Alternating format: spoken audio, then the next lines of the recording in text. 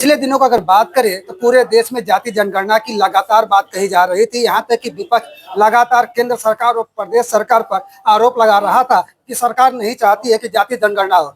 ऐसे में आज मोदी कैबिनेट के द्वारा जो है जाति जनगणना का आदेश कर दिया गया है।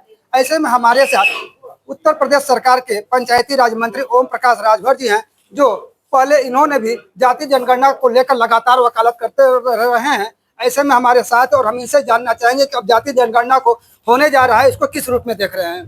कि पहले तो हम देश के प्रधानमंत्री जी को धन्यवाद देते हैं कि 1931 के बाद किसी ने साहस नहीं बढ़ाया। लंबे समय तक कांग्रेस ने शासन किया, 50 साल तक सपा बसपा और दल के लोग मिल करके भी देश में शासन किए, तब भी लोगों के जेहन में नहीं आया कि जातिवार जनगणना हो। और जो बात देश के प्रधानमंत्री जी कहते हैं और गृह मंत्री जी कहते हैं वो करते हैं। उन्होंने कहा था जब एनडीए की बैठक हुई थी तो उसमें उन्होंने कहा था कि जातिवार जनगणना होगी। हम लोगों को भरोसा था और हम बार बार कहते भी थे कि जातिवार जनगणना होगी और वो माननीय नरेंद्र मोदी जी के नेतृत्व में होगी। तो आज आपने देखा कि कैबिनेट से फैसला हो गया।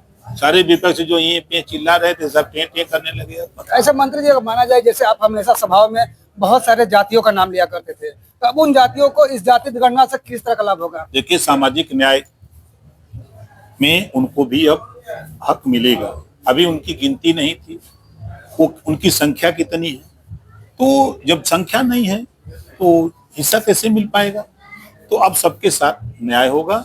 जिस दिन जातिवार जनगणना होगी आप देखिएगा कि जातियों की ऐसी ऐसी गिनती आएगी जो जाति कभी नाम भी नहीं सुने होंगे। जैसे हम सुनाते हैं तो बहुत से लोग कहते हैं कि जाति रहती कहाँ है, तो उनको भी लाभ मिलेगा। उनको जो सरकार की मंशा है कि सबका साथ सबका विकास, तो जातिवार जनगणना से सबका साथ भी होगा और सबका विकास भी होगा। ऐसे में अब तो जाति जनगणना हो जाएगी, विपक्ष अब किस बात पर राजनीति करेगा? देखिए, विपक्ष अब कहाँ राजनीति करेगी? अभी 15 साल ये लोग वैसे विपक्ष में बैठ करके अपना चिल्ली चिल्ला करें।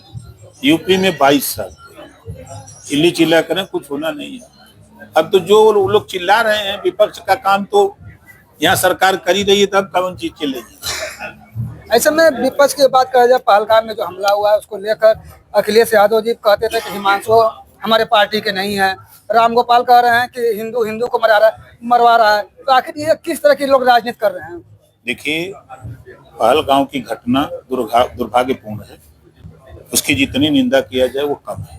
सरकार उसी दिन से पूरे इलाके को छावनी में तब्दील कर दिया। सर्च ऑपरेशन, जो लोग उसमें इन्वॉल्व मिल रहे हैं उनके खिलाफ त्वरित कार्रवाई हो रही है और पूरी तरह आतंकवादियों के खिलाफ कार्रवाई के लिए सरकार एकदम कटिबद्ध है और जल्द ही आपको रिजल्ट मिलेगा।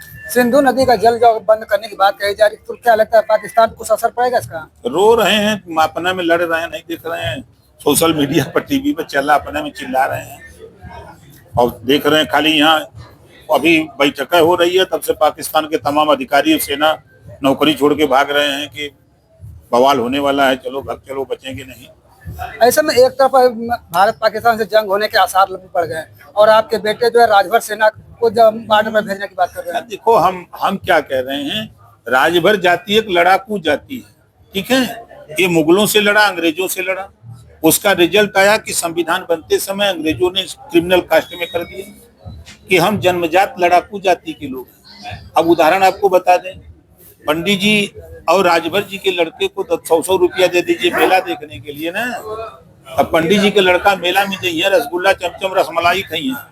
राजभर का लड़का जाता तब पूरे मेला में खोज के कट्टा निकालता है नकली, और नकली कागज लेके रिहर्सल किया हुआ है। हम तो केंद्र सरकार से कह रहे हैं कि थमा दो हथियार, इतने आतंकवादी हैं पाकिस्तान में घुस के मारेंगे पता नहीं लगेगा।